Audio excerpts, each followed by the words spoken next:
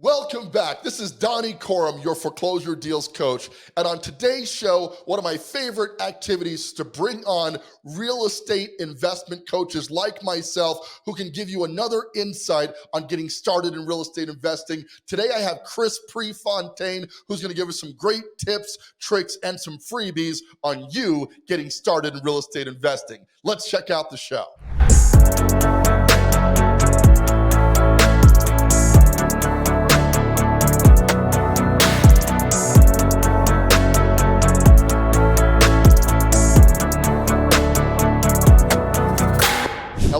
Hello, and welcome back to the Foreclosure Deals Coach Podcast.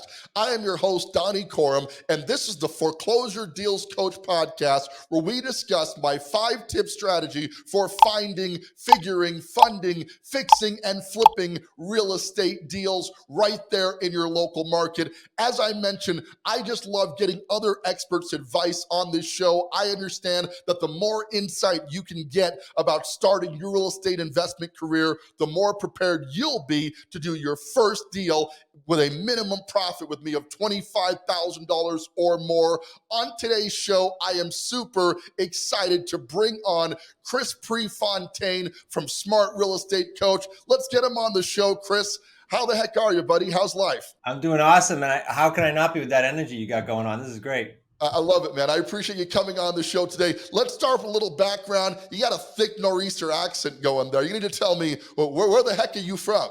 Yeah, I'm in Rhode Island now. Grew up in Massachusetts and settled here like in 2008. So I've been here for a bit in Rhode Island, Newport, Rhode Island. Love it. So you're a real estate coach with smartrealestatecoach.com. Tell me a little bit more about your program, how long you've been coaching, just a little bit of overview and background about you and your coaching program, please. Yeah, 10,000-foot view, Donny, and you can peel it back. I've been at this 32 years this year, actually, and I've been doing deals in the trenches. We still are. When I say we, it's a family company, my son-in-law, and a great team. And then we started coaching this niche of creative real estate back in 2012-ish and been going strong since then. When I say coaching, a big distinction. We actually coach, sure. We consult, sure. But we do deals with students in the trenches. Because I just think, and I'm sure you agree, when people go out and learn or they see a course or they go to a seminar, and they go out in the real world, now all the pivots have to happen, and sometimes it's tough. So we do deals with them in the field. I love that. And this is so important because there's a lot of mentors out there, Chris, as you well know, who are charging for their knowledge, their expertise, their advice, but nobody's actually getting any deals done. So I love that you've got a program that's really focused on getting results in the real estate market. Obviously, with the amount of experience you have in the game, you've done quite a few deals. Any idea how many deals you've done personally over the years? You know, we at the event, I started combining my ideas with the students. At the event, we announced, when I say the event, this was in March of 23. We surpassed 1,000 deals in the creative community, but I don't know. I mean, way past 100 million in my career, right? I was a broker, then a builder, then investor. So there's a lot of deals there in different niches. Sure. Sounds like you wore a lot of hats in the real estate industry. Coaching now is awesome, but did you have a favorite? Was there a favorite part of your real estate career that you would look back fondly on?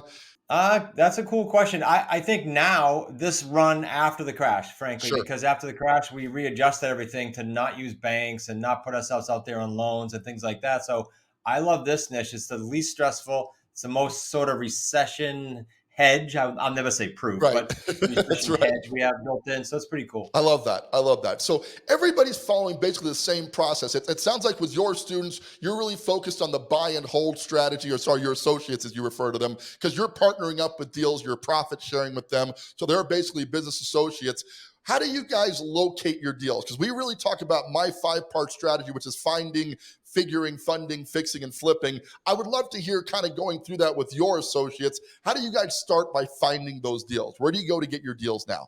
Yeah, the find is maybe not too different than yours, and I don't know specifically, but we go through expired listings, we go through FSBO listings for sale by owners, if you're a new listener, we go through for rent by owner, and then if someone's area is sort of, I won't say saturated, but they go through all their leads and they want more, they got more aggressive goals, then we'll start going to what I call niche lists. I love, for example, free and clear, no mortgage, and out-of-state owners, absentee.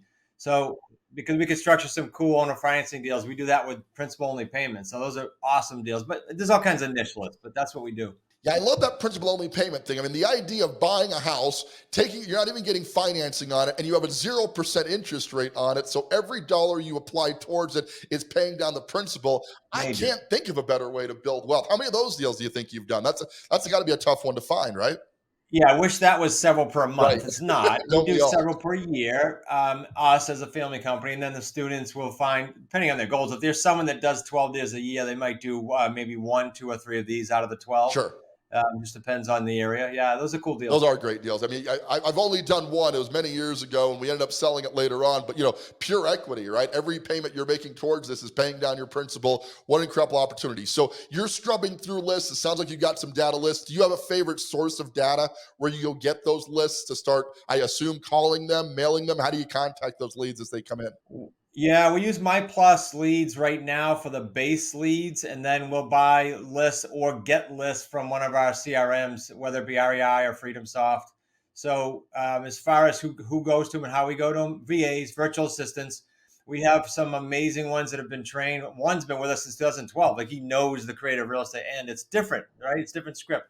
So they call it, and then they sort of give us the cream that rises to the top, people that are somewhat open to not needing their equity today and doing terms, creative financing. Because you'll be surprised. I'll give you a quick stat on the free and clear we talked about.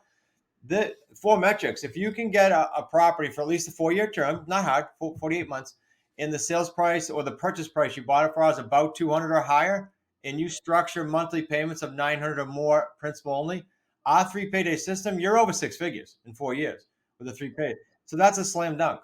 That's absolutely amazing. So we're finding deals, going through great, powerful lists, obviously investing in data, because a lot of people, they have to get that mindset switch to all of this requires some investment in something. Sometimes it's the property, but in your case, you're investing in VAs and the data to call those. You found the deal. Now we're heading to the figure stage. Talk to me a little bit about your analysis process. Do you use a tool for deal analysis? How do you determine if it's a deal? Yeah, as far as a deal, I go by motivation. If I, to keep it simple, motivation, why are they selling? So here's a simple script. Where are you going if it sells? By when do you need to be there? And what if it doesn't? And the what if it doesn't tells us if they're motivated, right? What if it doesn't? Well, stick around. Okay, motivation is not there. What if it doesn't? Well, I got to do something. I got a job transfer or something. Like the motivation is entirely what we look for before we structure. That's amazing. So we're hunting down motivation. We figured out that they are motivated. Obviously, we're now running the numbers. I mean, if you're doing a creative finance deal, it's pretty much all either cash flow or equity or profit, right? You're not looking at the same flip back end that my clients are mostly focused on that first deal, but rather the long-term buy and hold. How long should the clients hold the property? Are these just a creative finance, take over payments, keep it for life, or is there an exit strategy in your mind when they get it? Most of them are going to, especially if you're new, they're going to exit with a rent to own program. And I know a lot of people teach rent to own. Frankly, I think they teach it incorrectly. Okay. My son Nick handles the buyer side of this, and we make sure we put them through a grueling underwriting. So if they come in, they're a buyer, a true buyer. They just can't get a loan yet, whether it's death, divorce, credit, right, COVID. They truly can buy. They just need time. Yep. Or they start their own business and they need time to have seasoning. That's who we put into these homes. So they are not a buy and hold forever. They're usually 2 to 5. You can be longer terms. Okay.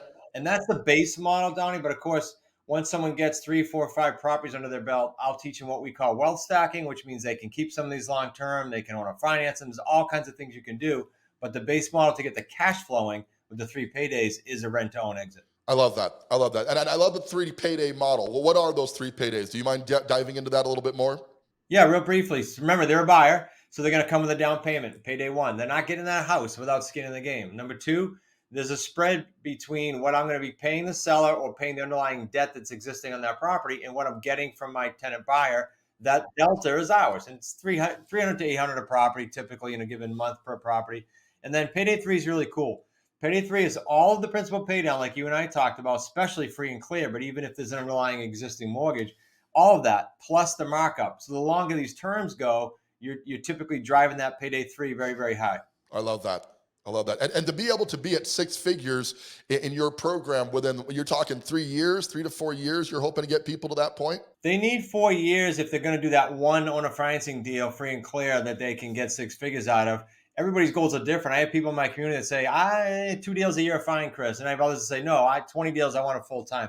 So it just depends, but they can get to that in that one deal, sure, once they get skills up. That's amazing. That's amazing. So phase 3 in my program, and probably in yours, got to figure out how you're going to pay for this. In the creative finance space, a lot of the teaching is taking over the mortgages on the existing property.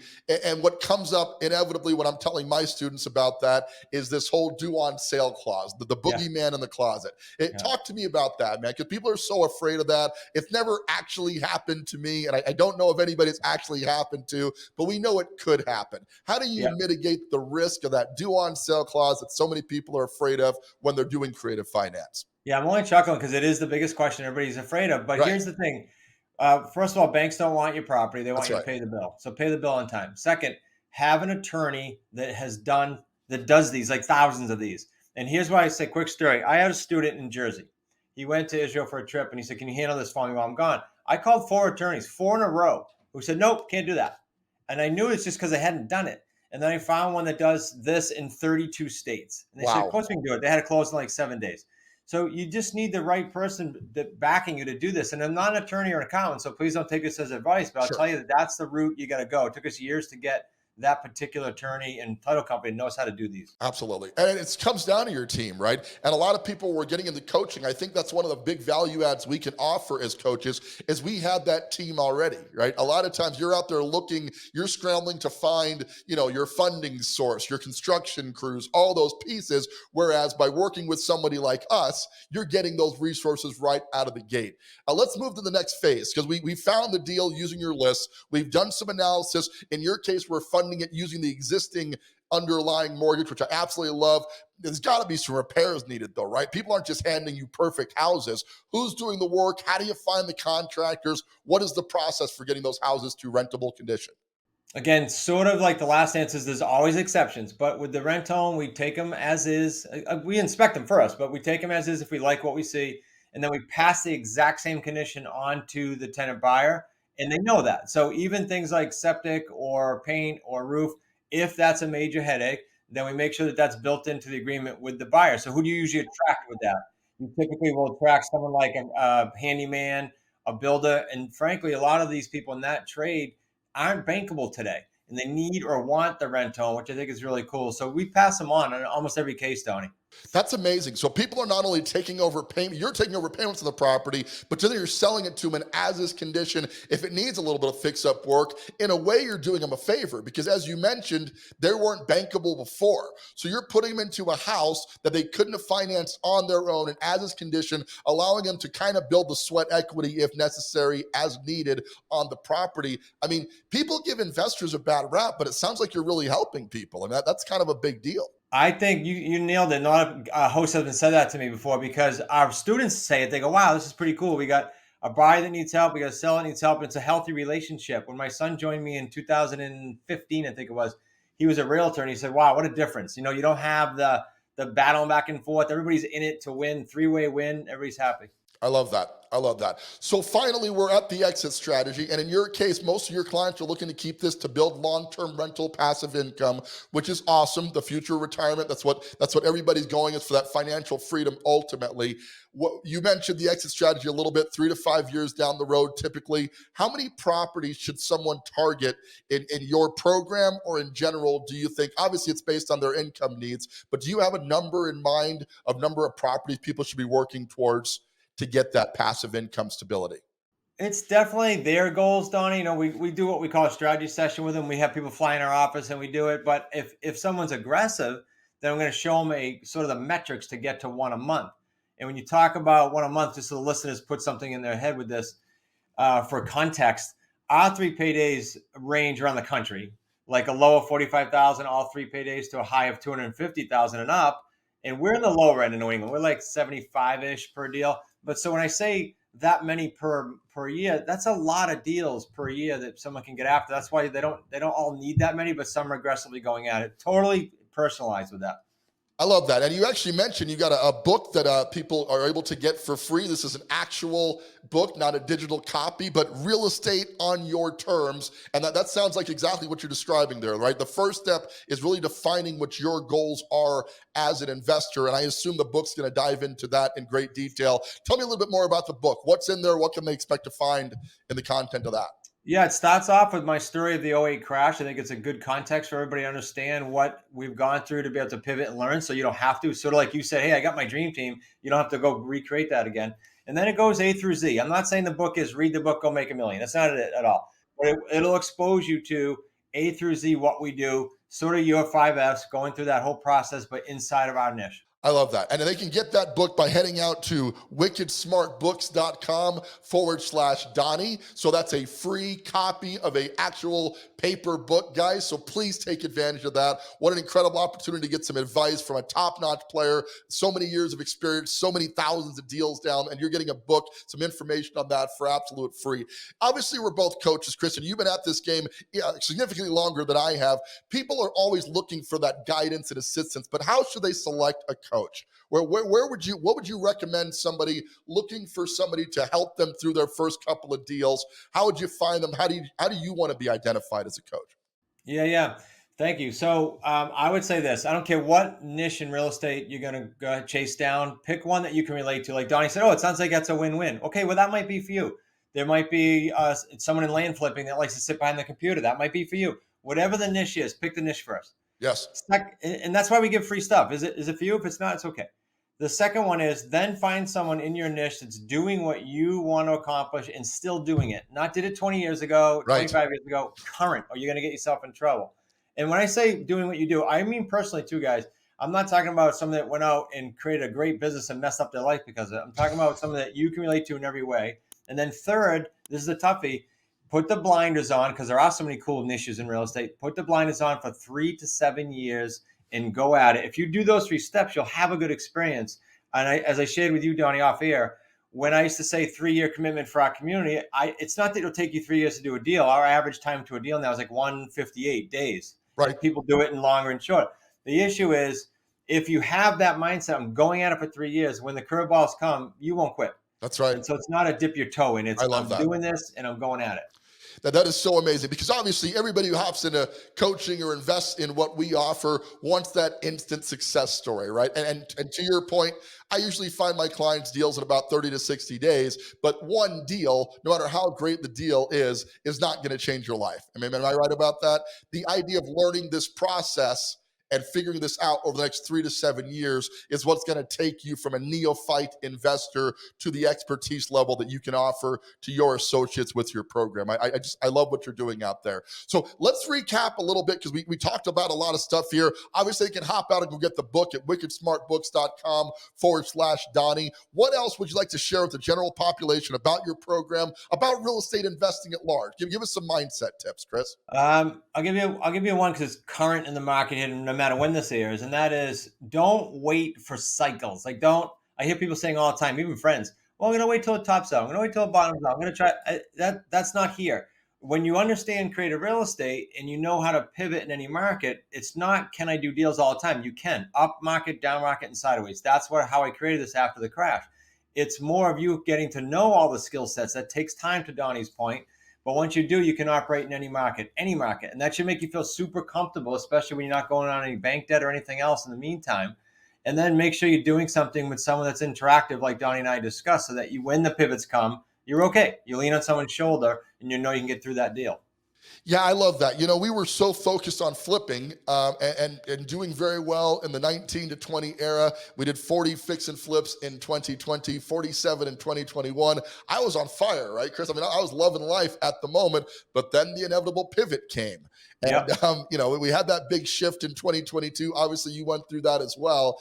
And I realized that we definitely needed to have multiple different strategies going, which is where we really implemented the coaching part that I'm doing now, and then more buy and hold strategies for the future. But yeah, it's a great point that you're not waiting for a certain market. You're adapting to the market that you're in right there at that moment, right? 100%. What have you seen out there? And I don't want to, trounce on our industry, but what have you seen out there that people should be wary of in the coaching industry? What have you seen that you would recommend people avoid? Avoid the opposite of what I said. Avoid the person that's been in the business since, say whatever, since COVID. Some of them are coaching, but even since the crash, like just be careful. Just do the due diligence steps on those 3 things I said, because when you do that, you're fine. I think earlier in the show you said something about how could they find them, and I didn't answer that. Let's look. It's real simple. After you would identify what we said, reach out to them. Most of the people I meet, I either meet on a podcast like this, or I meet by reading their book and literally reaching out and saying, "Hey, your book was awesome. I want to chat with you." And if you do that, you'll find your coaches. Once you find the niche you're in, go ahead and hone in on someone that you really can relate to. They'll answer you. You can have conversations of, "I'll answer you. If you want to chat, I'll answer you. Donny will answer you." That's how it works. Yes. And you need that. You need that. The whole idea of getting coaching or advice is because you need that handhold. You need answers. But I think you need those answers in a useful setting, right? We don't want to practice theory. There's too much theory out there on Right. YouTube and et cetera. The idea that you're actually walking students through deals and partnering up with them on deals is so awesome. I absolutely love that model, and kudos to you for continuing that for as long I as you appreciate have. it. And I guess let's wrap it up a little bit, Chris. How can people get in touch with you? What's the best way to contact you to learn more about your program, get that free book, and start walking down the road learning more about getting started in real estate investing with you? That book will connect them with us because they'll see our connection on the sign up sheet when they put their address in. But they can also get a free class. We mentioned earlier, I think, smartrealestatecoach.com/masters class. So if you can deal with my New England accent for another hour, you can go through that free class and you'll find ways to get us that way too. I love that. And I really think people should reach out. And don't forget, you can get a free copy of your book, Real Estate on Your Terms. Absolutely free, just for heading out there and signing up on that link that we published, that you can get that book and get some more information to decide where to go from there. Any parting thoughts, Chris? Well, what else can we share with the people before we wrap this up today? Just know you can do it. And Don, you said 3 times, it's not a get rich quick. So know that and know that you can do it once you put your mind to it. But don't try it, because you won't have success if you try it. You got to commit and be serious about it. I love that. That is totally great advice. Guys, the market is changing right before our eyes. We're currently in a shift, but as Chris alluded to, you adapt to whatever's happening in the market. You're not waiting for the next market shift to decide. And as he mentioned, getting into the game right now is absolutely critical. Obviously, I would love to be your real estate coach, but there's lots of options out there. And I want to bring the best in class right here on the show so you get introductions to other options and really determine who you resonate best with, who can get you to your desired goals in real estate investing.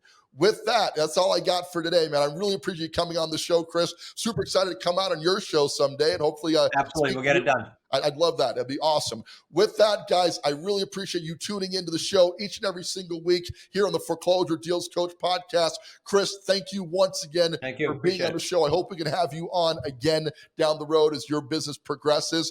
And with that, we're going to close the show with that. This is Donny Coram, your Foreclosure Deals Coach.